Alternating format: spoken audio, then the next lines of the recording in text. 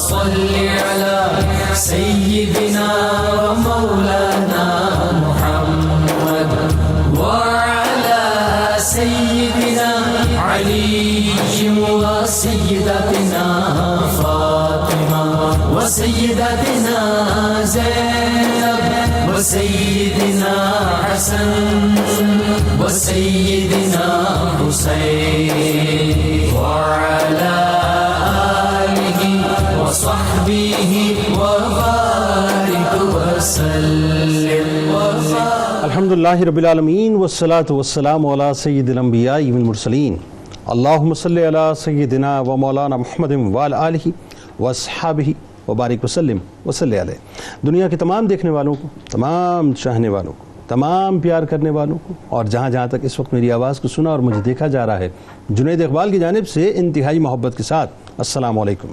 ایک بار پھر ناظرین، آپ کو پر نور صبح میں صبح نور کے ساتھ میں دل کی گہرائیوں سے خوش آمدید کہتا ہوں۔ آئیے چلتے ہیں بلا توقف حضرت ابو انیس محمد برکت علی علیہ رحمہ کی تالیف اسماء النبی کریم صلی اللہ علیہ وآلہ وسلم سے رسول اللہ صلی اللہ علیہ وآلہ وسلم کا ایک اسم مبارک پڑھنے اور سننے کی سعادت حاصل کرتے ہیں۔ سیدنا العظم صلی اللہ علیہ وآلہ وسلم، ہمارے سردار، تمام عظمتوں کے مالک، درود و سلام بھیجے اللہ آپ صلی اللہ علیہ وآلہ وسلم پر، آپ صلی اللہ علیہ وآلہ وسلم کی آل پاک پر، اور صحابہ کرام رضوان اللہ تعالیٰ علیہم اجمعین پر۔ حضرت ابو ہریرہ رضی اللہ تعالیٰ عنہ سے مروی کہ حضور نبی کریم صلی اللہ علیہ وآلہ وسلم نے فرمایا کہ کتنے ہی ایسے لوگ ہیں جو پراگندہ حال ہوتے ہیں اور ان کی اس ظاہری حالت کی وجہ سے انہیں دروازوں کے باہر سے ہی منع کر دیا جاتا ہے، مگر اللہ تعالیٰ کے ہاں ان کا یہ مقام ہوتا ہے کہ اگر وہ کسی معاملے میں اللہ کی قسم کھا لیں تو وہ اسے ضرور پورا فرما دیتا ہے۔ ناظرین کرام، آج ایک ایسی ہی ہستی کا تذکرہ پاک ہے، ایک ایسی ہستی ناظرین کہ خدا تعالیٰ کے ایک ایسے بندے جو یعنی ظاہر ہے جن کو اللہ تبارک و تعالیٰ نے بے انتہا رفتوں سے، بے انتہا سعادتوں سے نوازا، جن کو دنیا سر جھکا کر حضرت خواجہ ابو الحسن خرقانی رحمۃ اللہ علیہ کے نام سے پکارتی ہے۔ آج ان کے غلاموں کے رجسٹر میں انشاءاللہ ہم اپنا نام بھی شامل کروائیں گے۔ بات یہ ناظرین کہ خدا تعالیٰ کے ایسے بندے بھی ہیں جو رات کو تنگ و تاریک کوٹری میں سوتے ہیں، لحاف منہ پر ہوتا ہے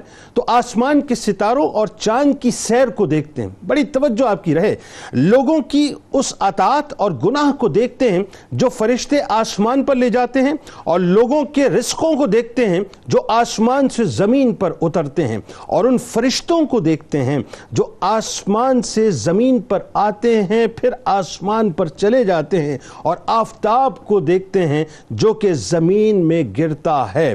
اللہ کے ناظرین، انہی مقرب بندوں میں ایک ہستی، حقیقت و طریقت کا سرچشمہ، فیوز و برکات کا منبع و مخزن، اکابر مشائخ اور اولیاء کرام میں انتہائی ممتاز شخصیت حضرت علی بن احمد، جنہیں دنیا ابو الحسن خرقانی رحمۃ اللہ علیہ کے نام سے یاد کرتی ہے۔ ناظرین، یہ وہ مرد کلندر ہیں کہ ابھی پیدائش بھی نہیں ہوئی تھی تو اس وقت کے بڑے بڑے اولیاء کرام پیش گوئیاں کرتے تھے کہ ابھی ایک ایسا نوری شخص آنے والا ہے جس کی قدر و منزلت ہم سے کئی مرتبہ زیادہ ہوگی۔ حضرت بایزید بسطامی رحمۃ اللہ علیہ جو اپنے وقت کے تمام اولیاء کرام میں انتہائی نمایاں، اور آپ کے متعلق یعنی جن کے متعلق حضرت جنید بغدادی رحمۃ اللہ علیہ کا قول مبارک ہے کہ حضرت بایزید بسطامی رحمۃ اللہ علیہ کو اولیاء کرام میں وہی اعزاز حاصل ہے جو حضرت جبرائیل علیہ السلام کو ملائکہ میں ہے، اور مقام توحید میں تمام بزرگوں کی انتہا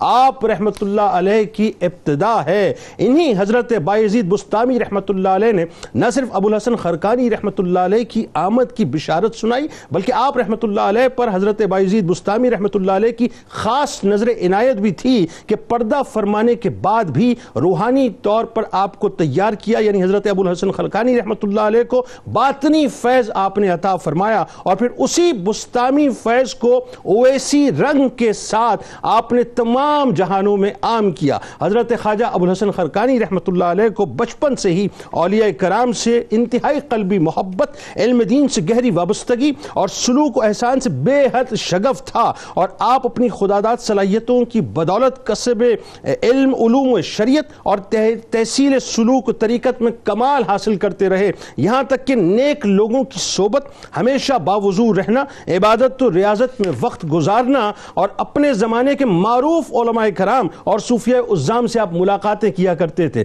سلوک و احسان میں آپ نے وہ مقبولیت اور محبت پائی جو بہت کم لوگوں کے نصیب میں آتی ہے کہ سلسلہ نقشبندیہ کے شجرہ طریقت میں آپ کا نام انتہائی روشن ہے. آپ کی خانقاہ کی یہ خصوصیت تھی کہ بڑے بڑے رئیس، ناظرین کرام، بڑے بڑے رئیس، مالدار، حکماء، طبیب، سائنسدان، شہرا، اہل علم بھی آپ سے مستفیض ہوا کرتے تھے. ابو علی سینا رحمۃ اللہ علیہ جیسی ہستیاں ناظرین سر جھکا کر آپ رحمۃ اللہ علیہ کی بارگاہ سے فیض یاب ہوا کرتی تھیں. آپ رحمۃ اللہ علیہ مشائخ کے سردار، اوتاد و ابدال کے کتب اور اہل طریقت و حقیقت کے پیشوا تھے. توحید و معرفت میں کمال درجے پر فائز تھے، یعنی اللہ نے آپ کو بے انتہا ممتاز رکھا. ان کے شب و روز ریاضت و مجاہدے میں اور حضوری میں اور مشاہدے میں گزرا کرتے تھے. آپ رحمۃ اللہ علیہ کے زہد و عبادت، تقوی و پرہیزگاری اور سلوک و معرفت کے پیش نظر ہی حضرت شیخ ابو العباس قصاب رحمۃ اللہ علیہ نے فرمایا تھا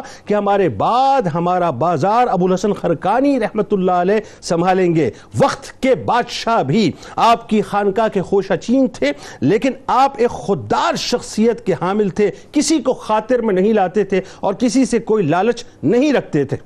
عالم یہ تھا ناظرین کہ سلطان محمود غزنوی علیہ رحمہ آپ ہی کی محفل کے فیض یافتہ تھے. اللہم صلی علی سیدنا و مولانا محمد وعلی سیدنا علی و سیدتنا فاطمہ و سیدتنا زینب و سیدنا حسن و سیدنا حسین وعلی آلہ و صحبہ و بارک وسلم. اللہم صلی علی سیدنا و مولانا محمد وعلی سیدنا علی و سیدتنا فاطمہ و سیدتنا زینب و سیدنا حسن و سیدنا حسین وعلی آلہ و صحبہ و بارک وسلم. حضرت خواجہ ابو الحسن خرقانی رحمۃ اللہ علیہ کا تعارف، اور وہ کیا کمال بات ہے کہ کسی کی آمد سے پہلے اس کی آمد کی بشارتیں ہو رہی ہوں. جی بسم اللہ الرحمن الرحیم. حضرت سیدنا شیخ ابو الحسن خرقانی قدس سرہ العزیز سلسلہ عالیہ نقشبندیہ کے وہ جلیل القدر بزرگ ہیں جنہیں اللہ تبارک و تعالی نے بالخصوص غزوہ ہند کی ان شخصیات میں منتخب فرمایا ہے جو غزوہ ہند میں اپنا روحانی کردار ادا کرتے رہے ہیں. اللہ سلسلہ عالیہ نقشبندیہ میں آپ کا مقام و مرتبہ یہ ہے کہ آپ کے شیخ جن سے آپ نے روحانی اور ویسے سلسلے پر اکتساب فیض کیا وہ حضرت سلطان العارفین بایزید بستامی رحمۃ اللہ علیہ ہیں، اور آپ کے خلفاء میں حضرت سیدنا ابو القاسم گرگانی رحمۃ اللہ تعالی علیہ کی ذات اقدس ہے. اور خصوصی طور پر یہ وہ دور ہے کہ 352 ہجری میں جب آپ کی ولادت ہوتی ہے، یہ وہ عہد ہے کہ جس میں دولت عباسیہ کا مرکز ہے بغداد، اور اس عہد میں مسلمان اپنی اعلیٰ ترین مادی اور دنیاوی ترقی کی طرف بھی آگے بڑھتے چلے جا رہے ہیں، اور اس عہد میں روحانی اعتبار سے بھی ایسی عظیم المرتبت شخصیات موجود ہیں کہ جن کے نور سے پوری دنیا روشن ہوتی چلی جا رہی ہے. حضرت شیخ ابو القاسم خرقانی رحمۃ اللہ تعالی علیہ کا تعلق ایران کے شہر خرقان سے ہے، جو بستام کے ہی دیہات میں سے ایک گاؤں کا نام ہے. اور حضرت ابو القاسم حضرت ابو الحسن خرقانی رحمۃ اللہ تعالی علیہ کے بارے میں ہمارے ہاں بزرگوں نے یہ بات لکھی ہے کہ آپ کو قطب عالم کہا جاتا تھا. یعنی آپ ان بزرگوں میں سے ہیں جو اپنے زمانے کے قطب اور غوث ہیں، یہاں تک کہ جب آپ کے ایک مرید نے آپ سے یہ پوچھا کہ حضرت یہ بتائیے کہ میں قطب کی زیارت کرنا چاہتا ہوں، میں کہاں جاؤں؟ تو آپ نے فرمایا کہ تم لبنان کی طرف چلے جاؤ، قطب وہاں آیا کرتے ہیں. تو آپ کے جو مرید ہیں وہ اس قطب کی زیارت کے لیے جب لبنان کا خرقان سے لبنان یعنی کتنا دور ہے، بہت دور ہے، آپ دیکھیے کہ کہاں ایران اور کہاں لبنان. تو جب یہ لبنان کے علاقے کے اندر پہنچے ہیں، مشرقی جو افریقہ شمالی افریقہ کا علاقہ ہے، تو وہاں پہنچ کر دیکھا کہ بہت سے لوگ جنازے کے لیے بیٹھے ہوئے ہیں اور انتظار کر رہے ہیں کہ کوئی جنازہ پڑھانے کے لیے کوئی شخصیت تشریف لائے. تو پوچھا کہ یہاں جنازہ کون پڑھائے گا؟ کہا کہ جو اس وقت کے قطب ہیں وہ نماز جنازہ پڑھائیں گے. اللہ. اب انتظار دل میں پیدا ہو گیا کہ شیخ نے بھی فرمایا کہ یہاں قطب آتے ہیں اور قطب کی آمد کا وقت ہے.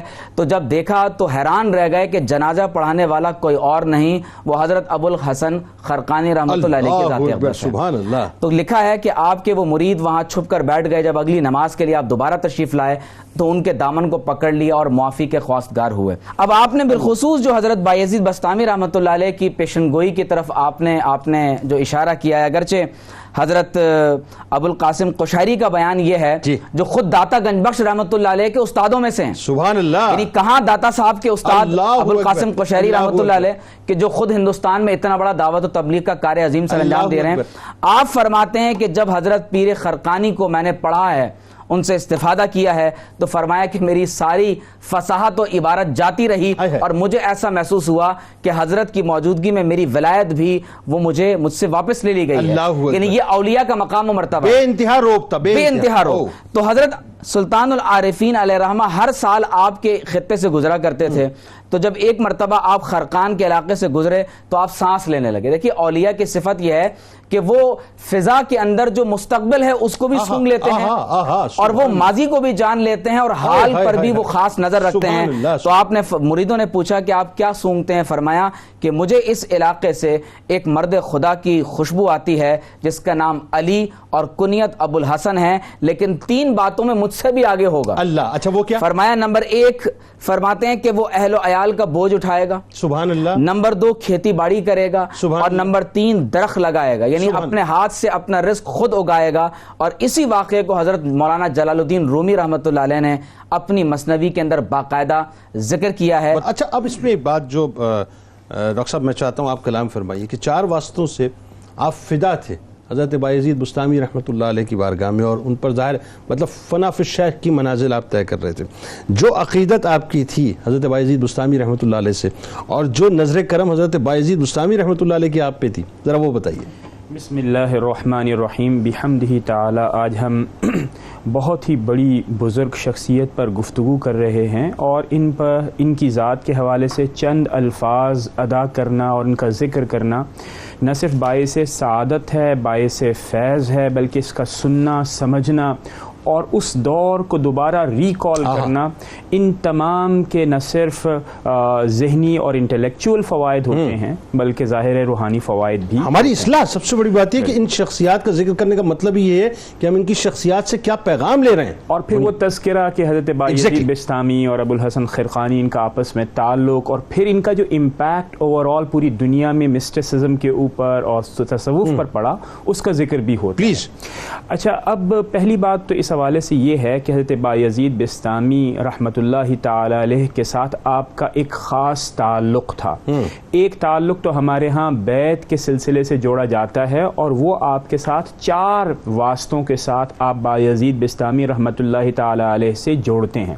اور اس کا سلسلہ کچھ یوں ہے کہ حضرت ترک توسی سے آپ کا سلسلہ جڑتا ہے, باقاعدہ آپ بیعت ان سے فرماتے ہیں, پھر حضرت خواجہ اعرابی ہیں, پھر خواجہ مغربی ہیں, اور پھر حضرت بایزید بسطامی ہیں. یہ تو وہ سلسلہ ہو گیا جو کہ بیعت کے ذریعے سے, لیکن پھر آپ نے براہ راست آپ سے فائدہ حاصل کیا, استفادہ حاصل کیا, روحانی اور علم لدنی حاصل کیا. اللہ. اس حوالے سے یہ ہے کہ ہم سب جانتے ہیں کہ حضرت بایزید بسطامی رحمۃ اللہ تعالی علیہ نے یہاں پر جب خرقان میں تشریف لائے تو آپ کے حوالے سے پیشن گوئی فرمائی جس کا ذکر ابھی ہوا. تو جب آپ نے یہ سنا تو آپ نے مزار پر حاضری دی. جب حاضری دی تو وہاں پر آپ کی دل کی کیفیت بدل گئی.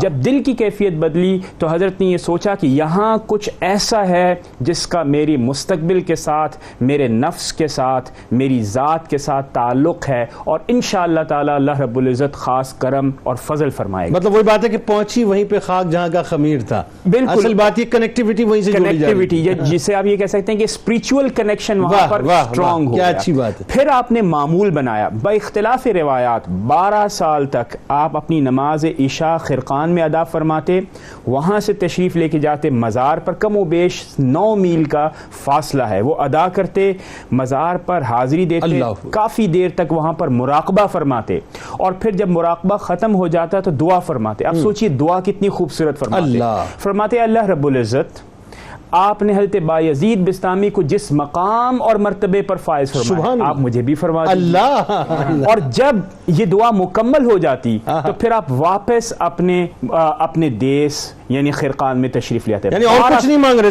صرف یہ دعا مانگ رہے. اور پھر 12 سال کے بعد جیسے ہی آپ نے دعا مانگی تو قبر سے ایک آواز آتی ہے، اور وہ آواز کچھ یوں آتی ہے، فرمایا کہ اے ابو الحسن خرقان آپ کی دعا قبول ہو گئی ہے، اور اب آپ کو چاہیے کہ آپ اپنے آپ کو ایک مقام کے ساتھ جوڑ لیجئے اور آپ ایک جگہ بیٹھ جائیے اور لوگوں کے لیے ارشاد اور ان کی تربیت کا اہتمام فرمائیے. چنانچہ حضرت خرقانی رحمۃ اللہ تعالی علیہ واپس اپنی جگہ خرقان تشریف لے کر آتے ہیں، اور وہاں پر آپ نے دعوت اور ارشاد کا کام کا آغاز فرمایا. اچھا یہاں پر ایک اور قول بھی ہے، بعض روایات میں آیا ہے کہ آپ نے فرمایا کہ میں تو عامی ہوں.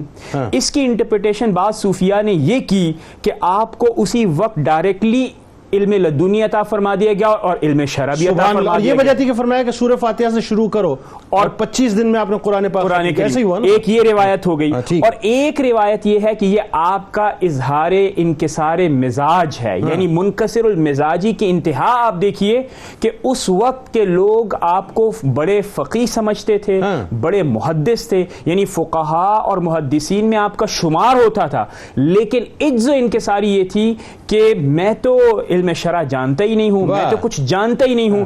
تو حضرت بایزید بسمانی رحمۃ اللہ تعالی علیہ نے ایک روایت کے مطابق فرمایا کہ اس کا انتظام بھی ہو جائے گا. یعنی اس کا مطلب یہ وہی بات ہے، اس سے یہ بھی ثابت ہوا کہ جب بھی اونچی بارگاہوں میں جائیں تو کاسے کو خالی کر کے گدا بن کے جائیں، کیونکہ جو کاسا خالی ہوتا ہے وہی بھرا جاتا ہے. اور انکساری دیکھیں علم آپ کو انکساری نہیں سکھاتا، اس کے اندر فخر ہوتا ہے، تکبر ہوتا ہے، لیکن جب آپ تصوف کی منازل اور مراقب کو تو طے کرتے ہیں تو پھر وہاں پر انکساری آ جاتی ہے. اور دیکھیے ایک اور چیز ہمیں سمجھ میں آئی، اور وہ کیا کہ یہ دین کو پھیلانے کی کاوش ہوتی ہے کہ آپ کو کیا حکم دیا گیا، جب آپ نے وہ منازل طے کر لی تو اب آپ جائیے لوگوں کی خدمت کیجیے، جو آپ نے اس بارگاہ سے سیکھا ہے، جو فیض حاصل کیا ہے اس کو آپ لوگوں میں بانٹ دیجئے تاکہ مخلوق بھی اتنی ہی مستفید ہو سکے. تو حضرت ابو الحسن خرقانی رحمۃ اللہ تعالی علیہ نے اس انداز میں حضرت بایزید بستامی رحمۃ اللہ تعالی علیہ سے فضل حاصل کیا، فیض حاصل کیا.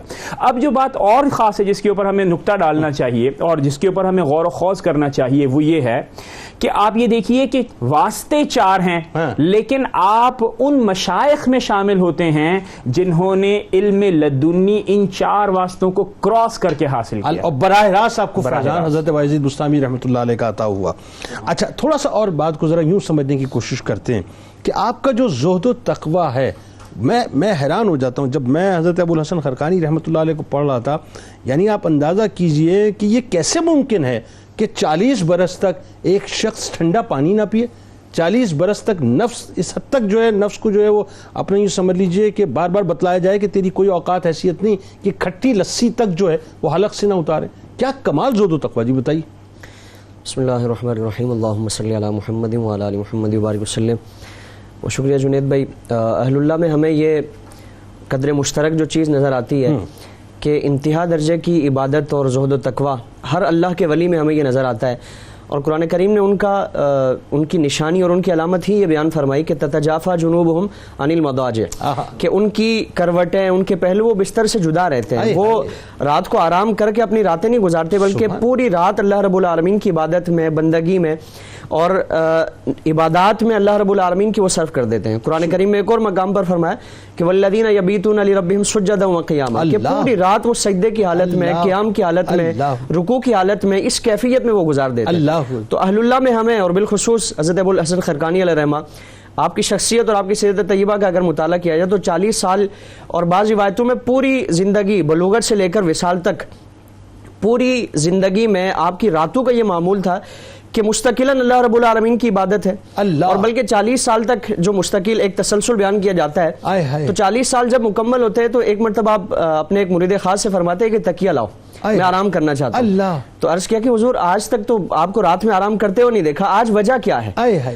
آج کیا کیفیت ہے کہ آپ آرام فرمانے جا رہے ہیں؟ اللہ. تو آپ نے فرمایا کہ آج میں نے اللہ رب العالمین کا استغنا اور اللہ رب العالمین کو جو بے نیازی کی جو صفت ہے اس کو میں نے ملاحظہ کر لیا. اللہ اکبر. یعنی وہ اتنی عبادت, زہد, تقوی, پرہیزگاری, خوف خدا, خشیت الہی کے باوجود عبادات سے غافل نہیں ہوتے, پوری رات اللہ رب العالمین کی عبادت میں صرف کر دیتے. اللہ. اور اس کیفیت میں جس طرح آپ نے فرمایا کہ وہ اتنا عرصہ دراز تک وہ ٹھنڈا پانی آپ نوش نہیں فرماتے, لسی نوش نہیں فرماتے کہ نفس کو کسی طرح زیر کیا جائے, نفس کی شرارتوں کو, اور نفس کو اتنا پنپنے نہ دیا جائے, اتنا مضبوط نہ کیا جائے کہ پھر اس کی خواہشات کے آگے انسان مجبور ہو جائے. بالکل ٹھیک. اور اہل اللہ کا طریقہ یہی ہے. پھر دنیا داری سے آپ نے بالکل قطع تعلق اختیار کر لی. دنیاوی جو منافع ہیں, مال و دولت ہے اور جاؤ حشم ہے, باوجود اس کے کہ بادشاہان وقت آپ کے دربار پر اپنی جبین نیاز کو ٹیکتے ہیں, اس کے باوجود آپ کا مقام یہ ہے کہ انتہائی عاجزی انکساری کا معاملہ فرماتے ہیں. ایک مرتبہ آپ کھیتی باڑی فرما رہے ہیں, آپ نے جب پہلی مرتبہ اپنی کدال اس پہ زمین پہ ماری تو وہاں سے چاندی نکلی, پھر دوسری آپ نے پھر اس کو دبا دیا, پھر دوسری مرتبہ وہاں سے سونا نکلا, پھر آپ نے اس کو دبا دیا, تیسری مرتبہ پھر وہاں سے ہیرے جواہرات نکلے, آپ نے پھر اس کو دبا دیا. مریدین وہاں موجود تھے, اور اہل اللہ کا معاملہ یہ ہے کہ وہ ہمیشہ وہ نذرانے, چندے اور ان چیزوں پہ ان کے تکیہ نہیں ہوتا, بلکہ حضرت ابو الحسن خرقانی علیہ رحمہ کی آپ کی سیرت طیبہ کا اگر جائزہ لیا جائے تو خود اپنے ہاتھ سے کما کر اپنی خانقاہ کے جتنے جملہ معاملات ہیں وہ پورا فرماتے ہیں. اللہ. محنت کرتے ہیں, کھیتی باڑی کرتے ہیں, اپنا رزق خود اگاتے ہیں. اللہ. رزق وہ کما کر, دوسروں کے مال پر نگاہ نہیں. بے شک دوسروں کے مال پر نگاہ نہیں ہے, دوسروں کی جیب پر نگاہ نہیں ہے. اور جب بادشاہ پیش کرتا ہے کہ حضور یہ لے لے, تو آپ نے فرمایا کہ جس طرح ہماری سوکھی روٹی, فقیر کی سوکھی روٹی تمہارے حلق سے نیچے نہیں اترتی, اسی طرح بادشاہ کی جو اشرفیاں ہیں, جو دراہم و دینار ہیں, فرمایا کہ وہ فقیر کے حلق سے غزنوی علیہ رحمہ کو جملے کہتے ہیں, اسی سے دنیا بدلی تھی اس کی. پھر اب یہاں جو کھیت سے یہ اس طرح کے معاملات پیدا ہوئے, کبھی سونا نکل رہا ہے, کبھی چاندی نکل رہی ہے, کبھی ہیرے جواہرات نکل رہے ہیں, یہ اللہ کی طرف سے ایک آپشن دیا جا رہا ہے کہ اگر اس کو لینا چاہیں, اس کو اختیار کرنا چاہیں, اپنی جو رشت و ہدایت کا راستہ ہے, تبلیغ کا جو راستہ ہے, اس پر اس کو خرچ کرنا چاہیں تو اللہ نے عطا فرمایا. ٹھیک. لیکن اپنے طور پر, اپنی محنت سے, اپنی کمائی سے یہ سارے معاملات کیے جاتے ہیں. مریدین عرض کرتے ہیں کہ حضور آپ لے لیتے, تو آپ نے فرمایا کہ ابو الحسن ان چیزوں کے پیچھے بھاگنے والا نہیں ہے. اللہم صلی علی سیدنا و مولانا محمد وعلی سیدنا علی و سیدتنا فاطمہ و سیدتنا زینب و سیدنا حسن و سیدنا حسین وعلی آلہ وصحبہ وبارک وسلم.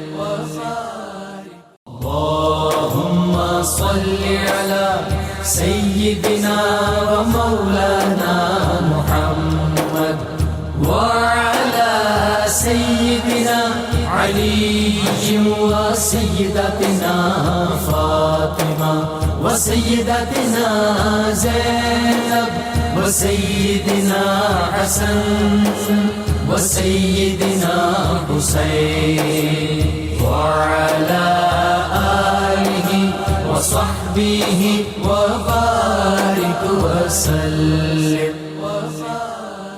اب جو بات ہے وہ بڑی اہم بات ہے, اور یہ تاریخی پرسپیکٹو میں اس کی کلیئرٹی بہت ضروری ہے, کیونکہ آج آپ کو پتہ ہے خاص طور پہ جب محمد بن قاسم کی بات ہوتی ہے معاذ اللہ تو ان پر جو ہے وہ طعن و تشنیع ہوتی ہے, محمود غزنوی علیہ رحمہ کی بات ہوتی ہے تو ہماری تاریخ کو پورا مسخ کرنے کی ایک پلانٹڈ جو ہے وہ ایک سوچ کے ساتھ یہ کام کیا جاتا ہے کہ مسخ کیا جائے. میرا ماننا یہ ہے کہ یہ باقاعدہ, جیسے کہ آپ یوں دیکھ لیجئے نا کہ اگر مثال کے طور پہ ابو الحسن خرقانی رحمۃ اللہ علیہ کی بات کریں تو آپ بنیادی طور پہ پیچھے کھڑے ہوئے محمود غزنوی علیہ رحمہ کے, اس کے بعد آپ شہاب الدین غوری علیہ رحمہ کی بات کریں تو شہاب الدین غوری علیہ رحمہ کے پیچھے خواجہ معین الدین چشتی علیہ رحمہ کھڑے, پرتھوی راج چوہان کے سامنے جو سارا معاملہ ہوا. تو ذرا بتائیے صاحب کہ یہ جو فیض حاصل کیا محمود غزنوی نے وہ کس سے حاصل کیا؟ جنید بھائی, اسلام میں جنگوں کا ایک خاص روحانی پہلو ہوتا ہے. بیت المقدس کی فتح اگرچہ بظاہر سلطان صلاح الدین ایوبی کے ہاتھوں ہوئی, لیکن اس میں سب سے بڑا فیض حضرت سیدنا شیخ عبد القادر جیلانی رضی اللہ تعالیٰ عنہ کا شامل ہے. سبحان اللہ. اسی طرح سے جب رسول اللہ صلی اللہ علیہ وسلم یہ وعدہ فرما رہے ہیں کہ ہندوستان فتح ہوگا، تو غزوہ ہند کے جس طرح سے مجاہدین میں ہمیں سلطان محمود غزنوی، احمد شاہ ابدالی، حضرت شہاب الدین غوری، محمد بن قاسم اور محلب بن ابی صفرہ جیسی شخصیات نظر آتی ہیں، وہاں ہندوستان کی فتح میں خصوصی طور پر اس کے روحانی مجاہدین کا بہت بڑا کردار ہے. بے شک. جس میں یہ سمجھتا ہوں کہ سر فہرست اگر کسی شخصیت کا نام لیا جائے گا، کیونکہ اگرچہ مسلمان اس خطے میں سلطان محمود غزنوی سے پہلے بھی متعدد بار آتے رہے اور محمد بن قاسم نے بھی یہاں پر ملتان تک کے حصے کو پورا سندھ انہوں نے فتح کیا، لیکن جس شخصیت نے باقاعدہ یہاں قدم جمانے کے ساتھ ایک حکومت کو قائم کرنے کی داغ بیل ڈالی ہے، وہ سلطان محمود غزنوی رحمۃ اللہ علیہ کی ذات اقدس ہے. اور امام ابن کثیر رحمۃ اللہ علیہ نے آپ کے بارے میں فرمایا کہ سلطان محمود غزنوی کی کیفیت یہ تھی کہ غزوہ ہند کو اپنے اوپر فرض کیا ہوا تھا. اور معاملہ یہ ہے کہ ہمارے ہاں بزرگوں نے یہاں تک لکھا ہے کہ لات، منات، عزا، تو خانہ کعبہ میں منات نامی ایک بت تھا، تو 100 منات حضور علیہ الصلوۃ والسلام کے فیض سے جس شخصیت نے 100 منات کو ڈھایا ہے وہ سلطان محمود غزنوی. یعنی ہمارے یہاں نارملی لوگ سومنات پڑھتے ہیں، ایکچولی 100 منات. اب آپ دیکھیے کہ جب آپ سلطان محمود غزنوی کی ذات کو دیکھتے ہیں تو سلطان کا ارادہ یہ ہوا کہ وہ خراسان سے تعلق ہے سلطان محمود غزنوی کا. خراسان سے ارادہ یہ کیا کہ میں خرقان آ کر حضرت ابو الحسن خرقانی رحمۃ اللہ علیہ کی خدمت میں حاضری دوں. اور اس کا بھی ایک پس منظر ہے. ایک مرتبہ سلطان جہاد کے لیے نکلے تو دیکھا کہ ہر طرف طوفان اور ہوا کے جھکڑ چل رہے ہیں، لیکن طوفان کے اندر کوئی ایک جھوپڑی ہے جس میں چراغ جل رہا ہے. تو سلطان نے یہ اندازہ کر لیا کہ اگر طوفان کے اندر بھی کوئی چراغ بجھ نہیں رہا تو یہ کسی اللہ والے کی جھونپڑی ہے، کسی اللہ والے کا ہی چراغ ہے. تو وہاں پر حاضر ہوئے، زیارت ہوئی. دل میں ایک اشتیاق تھا کہ کبھی ان کی خدمت میں باقاعدہ حاضر ہو کر احتساب فیض کیا جائے. تو جب آپ کی خدمت میں خراسان سے، غزنی سے باقاعدہ یہاں پر آپ اس علاقے میں خرقان میں حاضر ہوئے، تو جب اعلان ہوا کہ کہا جائے کہ بھئی اولیاء سے ملاقات کرنی ہے، بالخصوص حضرت کو پیغام بھجوایا، تو ساتھ میں یہ کہہ دیا کہ اگر یہ سلطان سے ملنے سے انکار کر دیں تو قرآن کی یہ آیت پڑھ دینا کہ یا ایھا الذین آمنوا اطیعوا اللہ واطیعوا الرسول واولی الامر منکم. تو جب یہ آیت آپ کے سامنے تلاوت کی گئی تو آپ نے فرمایا ہے میں اللہ اور اس کے رسول علیہ السلام کی اطاعت سے فارغ ہی نہیں ہوا کہ بادشاہ کی اطاعت کی طرف متوجہ ہوں. تو بادشاہ بہت شرمندہ ہوا، آپ کی خدمت اقدس میں حاضر ہو. بڑا طویل واقعہ ہے لیکن میں اس کا جو کرسٹ ہے وہ بیان کرنا چاہتا ہوں. جب آپ سلطان آپ کی خدمت میں حاضر ہوا ہے تو سلطان محمود غزنوی کو جو آپ نے نصیحت فرمائی ہے وہ قابل توجہ ہے. اور وہ آج کے دور کے لیے بھی بڑی ریلیونٹ ہے، آج کے دور کے ہر حکمران کے لیے ریلیونٹ ہے. فرمایا کہ اے سلطان 4 چیزوں کو اختیار کر لینا. فرمایا نمبر 1 پرہیزگاری اور تقوی، نمبر 2 با جماعت نماز، نمبر 3 سخاوت، اور نمبر 4 اللہ تبارک و تعالی کی مخلوق پر رحم اور شفقت کرنا. قابل توجہ بات یہ ہے کہ جس کی طرف مفتی صاحب نے بھی اشارہ کیا کہ جب بادشاہ نے آپ کو سونے کے سکے دینا چاہے، آج کے دور میں ہم نے صوفیہ کا لبادہ تو اوڑا ہوا ہے لیکن ابو الحسن خرقانی کے خرقے کی ایک ہمیں رمق بھی عطا نہیں ہوئی. اللہ نظر و نیاز پہ ہماری نگاہ رہتی ہے. تو آپ نے فرمایا کہ لوگ یہ ہماری جو کی روٹی کھاؤ جو غذام کھاتے ہیں. سلطان کے حلق سے جب وہ نیچے نہیں اتری تو فرمایا تمہارا گلا پکڑتی ہے. فرمایا اسی طرح تمہاری اشرفیاں بھی ہمارا گلا پکڑتی ہیں. سلطان نے کہا کوئی یادگار عطا کر دیں. آپ نے اپنا خرقہ اتار کے عطا فرمایا. اللہ اکبر. اب آپ جنید بھائی توجہ کیجئے گا کہ حضور علیہ السلام کی جو حدیث آپ نے پڑھی ہے کہ ان من عباد اللہ من لو اقسم علی اللہ لابرہ، کہ اللہ کے کچھ بندے ایسے بھی ہوتے ہیں کہ اگر اللہ کی ذات پر قسم اٹھا لیں اللہ تعالیٰ ان کی بات کو کبھی نہیں ٹالتا نہیں ہے، پورا فرما دیتا ہے. تو سلطان نے آپ کا خرقہ لیا، بوسہ لیا اور جہاد پر تشریف لے گئے. 17 حملے کیے تھے لیکن ہندوستان فتح نہیں ہوا. 17 حملے ہو چکے تھے، فتح نہیں ہوا. جب ایک موقع ایسا آیا کہ سلطان کی فوجیں ہر طرف سے نرغے میں آ گئیں، کیونکہ سومنات کا مندر اور غزنی کا فاصلہ بہت طویل ہے. پیچھے سے رسد ختم ہو چکی ہے، بالکل ٹھیک ہے، اور سلطان کے پاس بہت طویل عرصے کا محاصرہ ہے، ان کے پاس رسد نہیں. اس وقت خیال پیدا ہوا تو آپ نے حضرت ابو الحسن خرقانی رحمۃ اللہ علیہ کا خرقہ اور کرتا باہر نکالا اور کہا کہ اے رب کریم، اس خرقے کی دعا برکت سے، وسیلے سے تجھ سے دعا کرتا ہوں کہ ان کافروں پر مجھے فتح عطا فرما. یہاں سے جو مال غنیمت ملے گا درویشوں میں خرچ کر دوں گا. حضرت ابو القاسم فرشتہ جو ہے اس حوالے سے اپنی تاریخ میں آپ فرماتے ہیں، تاریخ فرشتہ میں، کہ اللہ تعالیٰ کی مدد و نصرت آئی، ہواؤں کا رخ تبدیل ہو گیا اور لشکر اسلام کو فتح نصیب ہوئی. تو اسی رات سلطان کو خواب میں ابو الحسن خرقانی کی زیارت ہوئی. فرمایا تم نے ہمارے خرقے کی قدر نہیں کی، اگر تم یہ دعا کرتے کہ رب کریم فتح بھی عطا فرما اور کافروں کو مسلمان بھی کر دے تو اللہ تعالیٰ ان کو مسلمان بھی کر دیتا. اور یہ عین حدیث کے دعا آخر میں جو دی جب بعد میں حاضر ہوئے خدمت، وہ بھی کہ تو خدا تمہیں بھی محمود کر دے دنیا اور آخرت میں. اور یقین جانے کہ یہ عین حدیث کے مطابق ہے کہ حضور علیہ السلام نے فرمایا ہم القوم لا یشقى بهم جلیسهم، ان اولیاء کے ساتھ بیٹھنے والا کبھی بدبخت نہیں ہوا. تو اس کا مطلب یہ جو ڈکیت کہتے ہیں وہ ایکچولی تاریخ کے ساتھ ڈکیتی، تاریخ کو مسخ کرنا ہے، تاریخ کے ساتھ ڈکیتی کر رہے ہیں نا، تاریخ کے ساتھ زیادتی ہے، تاریخ کو مسخ کرنا ہے. سلطان نے تو غزوہ ہند کی نیت سے یہاں پر آنے کا اصل بات، اور یہ تسلسل ہے، تسلسل ظاہر ہے، بالکل ہے، بالکل ٹھیک ہے. اچھا اب اس میں ابو الحسن خرقانی رحمۃ اللہ علیہ جیسی شخصیت ظاہر ہے جن کو اللہ نے وہ مقام اور مرتبہ دیا کہ بیٹھے ایک جھوپڑی کے اندر ہیں اور بیٹھ کے رول کر رہے ہیں وہ ہندوستان میں، بیٹھ کے رول کر رہے ہیں وہ خراسان میں. یعنی دیکھیے کیا اللہ نے مقام اور مرتبہ دیا ہے.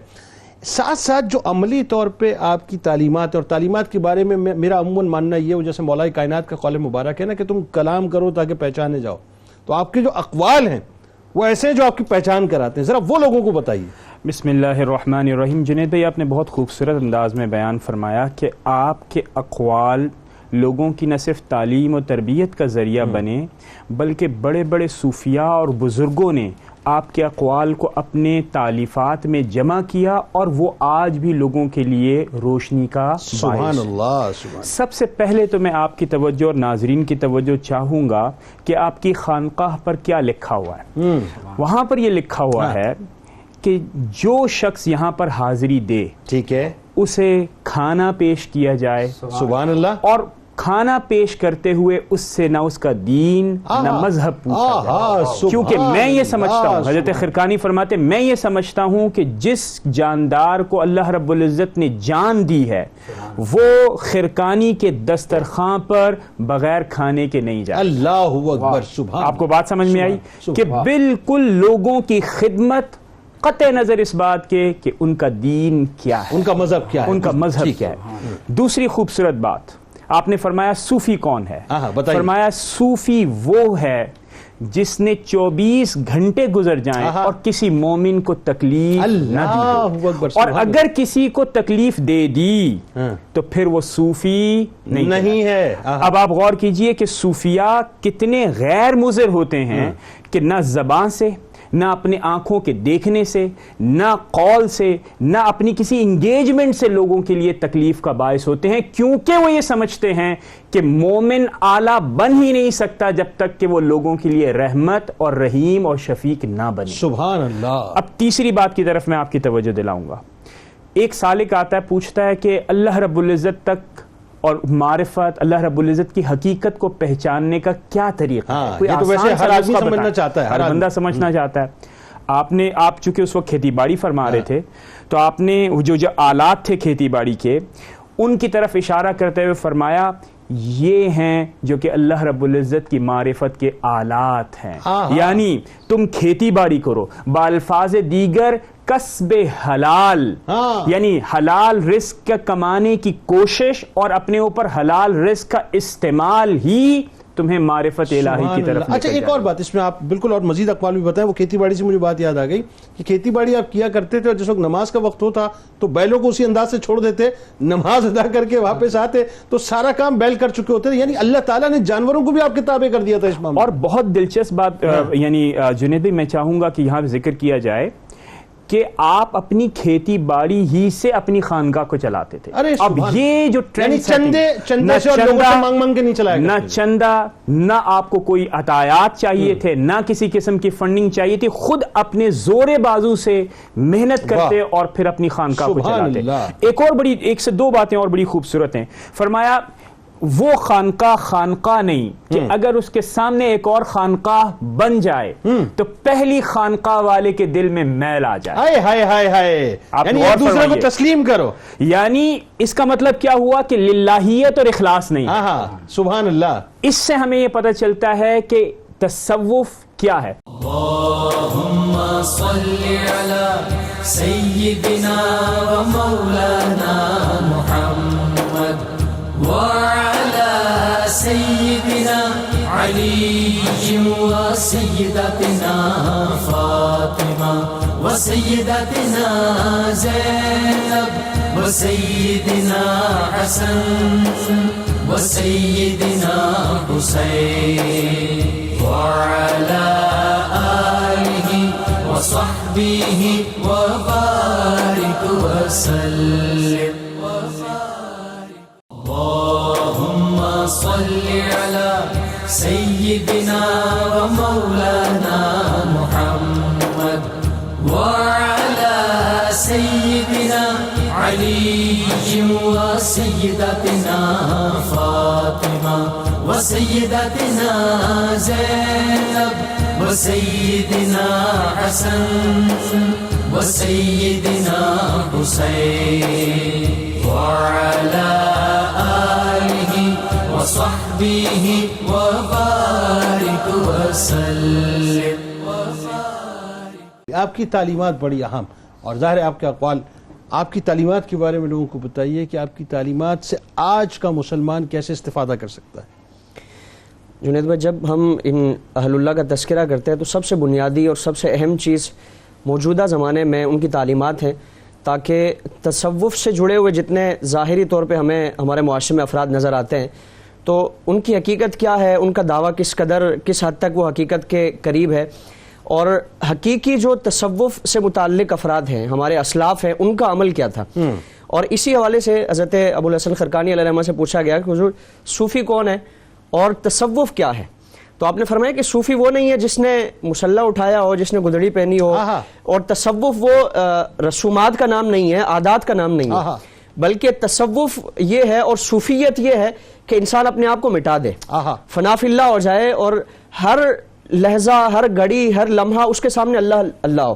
یعنی اللہ کی ذات اس کے سامنے ہونی چاہیے، سوائے اس کے کسی اور کی خواہش نہ ہو، کسی اور کی پیروی نہ ہو، کسی اور کی چاہت نہ ہو، چاہے اس کا اپنا نفس ہی کیوں نہ ہو. پھر آپ کا اپنا جو معمول ہے، آپ جب اللہ رب العالمین کی مستقل عبادت کا جو 40 سال کا معمول تھا، آپ فرماتے کہ میں عشاء کے بعد عبادات سے فارغ ہو کر فرمایا کہ اس وقت تک مجھے سکون نہیں آتا جب تک میں اپنا محاسبہ کر کے دن بھر کے اپنے جو معمولات ہیں اس کا جائزہ نہ لیں کہ آج میں نے کیا کیا کام اللہ رب العالمین کی رضا کے لیے کیے. یقیناً سارے کام اللہ کی رضا کے لیے، لیکن امت کے لیے یہ تعلیم ہے، جس طرح آپ صلی اللہ تعالی وسلم نے اہل اللہ کی ڈیوٹی لگائی کہ امت کو اپنے عمل کے ذریعے تعلیم دی جائے کہ ہم نے کیا کرنا کیا ہے، اور ہمارا اس قدر نیکیوں کے باوجود عمل یہ ہے تو تمہارا عمل کیا ہونا چاہیے. بالکل، یعنی آج ہمارا دل جو ہے لوگوں کے بغض و نفرت میں بھرا رہتا ہے اور اسی کو لے کے ہم سوتے ہیں. وہاں یہ کہ وہ بیٹھ کے اپنا انالیسس کر رہے ہیں کہ میں نے کیا کوتاہیاں کی ہیں، جبکہ کوتاہی کوئی نہیں ہے، اس کے باوجود اس کو دور کرو. جی، پھر آپ سے پوچھا گیا کہ حضرت سب سے بہترین جگہ کون سی ہے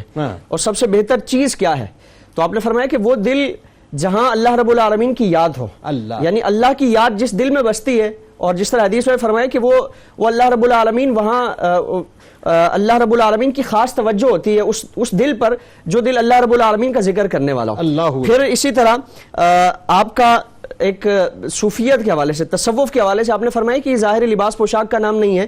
جن لوگوں نے تصوف کو اور اللہ رب العالمین کے قرب پانے کو ظاہری طور پر لباس سے مشروط کر دیا اور اس سے معلق کر دیا کہ یہی تصوف ہے، اور ظاہری طور پر کوئی حلیہ اپنا لیا جائے، کوئی اہتمام کر لیا جائے تو اس کے ذریعے قرب الہی پانے کی کوشش کی جائے، فرمایا کہ وہ اللہ رب العالمین کی طرف سے آزمائش میں مبتلا کیے جاتے ہیں. حقیقی جو تصوف ہے اور معرفت الہی کا جو حقیقی راستہ ہے، فرمایا کہ وہ دل کا ہے.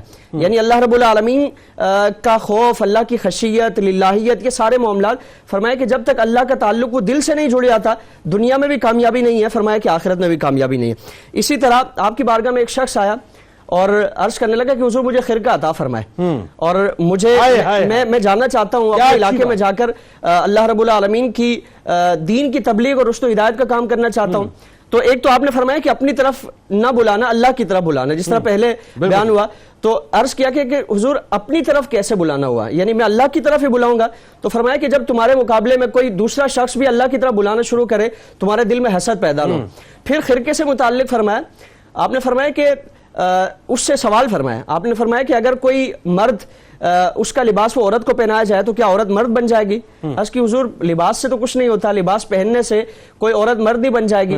تو آپ نے فرمایا کہ بالکل یہی معاملہ ہے کہ اگر تم میں وہ صلاحیت نہیں ہے، وہ خرقے کی جو اس کے تقاضے ہیں، اس کی جو ریکوائرمنٹ ہے، اگر وہ نہیں ہے تو فرمایا کہ خرقہ پہننے سے تمہیں کچھ حاصل نہیں ہوگا، مرد نہیں بن سکتے. یعنی ظاہری طور پر آج بھی اگر ہمارے معاشرے میں ایسے افراد کو دیکھیں تو درجنوں ایسے افراد ملتے ہیں، بلکہ ہزاروں ایسے افراد ملتے ہیں کہ جو ظاہری طور پر تو لباس پوشاک اور تصوف کا لبادہ اوڑے ہوئے ہیں، لیکن حقیقتاً وہی معاملہ ہے کہ دراز گوشت پر وہ شیر کی کھال چڑھا دی جائے، تو جس طرح وہ شیر کی کھال پہننے سے دراز گوشت شیر نہیں بن جاتا، اسی طرح یہ افراد جن کا ظاہر و باطن وہ تصوف کے مطابق نہیں ہے، اہل اللہ کے مطابق نہیں ہے، اور جن کا جو کردار ہے، جو شخصیت ہے، ان اولیاء کاملین کی تعلیمات کے مطابق نہیں ہے، اگرچہ وہ جتنا زور لگا لیں، جس طرح قرآن نے ان کی مثال بیان فرمائی اور ان کی علامات بیان فرمائی کہ وہ ایمان والے ہوں گے، وہ تقوی والے ہوں گے، وہ صبح شام اللہ رب العالمین کی عبادت والے ہوں گے، اور ان کے سامنے صرف اللہ کی رضا ہوگی، دنیاوی مال و منال، دنیاوی جاہ و جلال، دنیاوی منافع، ان ساری چیزوں کی طرف ان کی نسبت اور ان کا تعلق نہیں ہوگا. تو اگر یہ کسی بھی سالک اور کسی بھی طریقت اور تصوف کے راستے پر چلنے والے کے پیش نظر یہ چیزیں نہیں ہوگی تو فرمایا کہ وہ ایسا ہے جیسے دراز گوشت ہے، دراز گوشت پر کسی نے شیر کی کھال پہنا دی تو اس طرح اس کا تعلق نہیں بن جائے گا، تو فرمایا کہ یہ شخص ایسا ہے. تو آج ان اولیاء کاملین کی تعلیمات ہمارے پیش نظر ہوں. بالکل ٹھیک. اور جس طرح جب آپ کا انتقال ہونے لگا، آپ کا وصال ہونے لگا، تو آپ کے وصال کے کیفیت یہ تھی کہ آپ اپنے مریدین سے خوش ہو کر فرماتے کہ میں نے دنیا میں کوشش کی کہ اللہ رب العالمین کو راضی کیا جائے، اور اللہ رب العالمین نے مجھے اپنی رضا کا اعلان دنیا میں فرما دیا کہ ابو الحسن میں تجھ سے راضی ہوں. تینوں آپ کا بہت شکریہ، آپ تشریف لائے. ناظرین کرام، کتاب الشفا میں ادائیگی قرض کا ایک بڑا ہی حسین عمل میں آپ کے سامنے پیش کرنے جا رہا ہوں. انتہائی توجہ کے ساتھ سنیے گا کہ ہر فرض نماز کے بعد 7 مرتبہ اللہم اکفنی بحلالک عن حرامک واغننی بفضلک عمن سواک کا معمول بنانے سے اللہ تبارک و تعالیٰ ادائیگی قرض کے اسباب پیدا فرما دیتا ہے انشاءاللہ. حضرت خواجہ ابو الحسن خرقانی رحمۃ اللہ علیہ کا قول مبارک ہے کہ انسان کے پورے جسم میں ایک چیز بہت مفید ہے، اور وہ ہے دل، جس میں اللہ تبارک و تعالیٰ کی یاد ہوتی ہے. اللہم صلی علی سیدنا و مولانا محمد وعلی سیدنا علی و سیدتنا فاطمہ و سیدتنا زینب و سیدنا حسن و سیدنا حسین وعلی آلہ و صحبہ و بارک وسلم.